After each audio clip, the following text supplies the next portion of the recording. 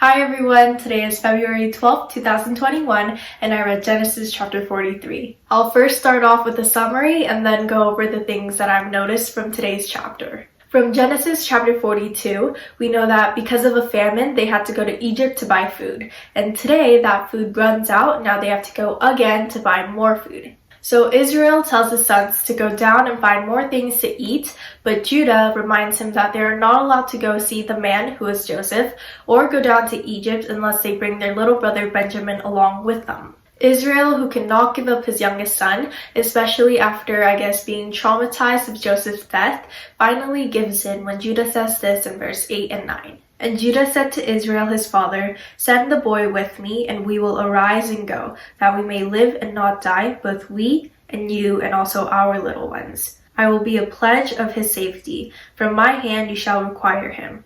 If I do not bring him back to you and set him before you, let me bear the blame forever." Isaac kind of instructs his sons to bring all these presents along with them, as well as the money that they found in their sacks the last time they went, in hopes that the man would be merciful towards them. I know I said Isaac here, but it's Israel, so sorry. Now switching more to Joseph's point of view of the whole story, he basically orders his servants to prepare food, because he plans to eat with all of his brothers once they arrive to his house. Joseph's brothers finally all arrive at Egypt, and so he returns Simeon back to them and also asks news of their father, how he is doing and if he's alive or not. Then they have their meal all together, and right now I want to read us verses 33 and 34.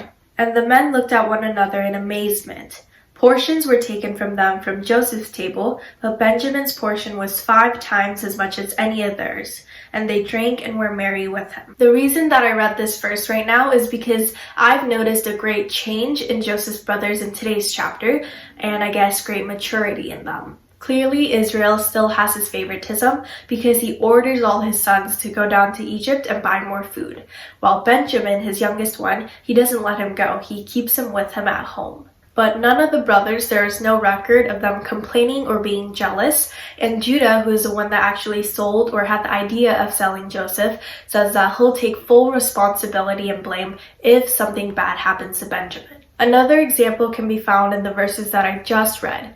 When Joseph gives Benjamin 5 times more the food, none of them are jealous. Rather, they are happy, merry, and content. A bunch of you guys may be thinking right now, okay, the final message of today is jealousy. Okay, let's move on.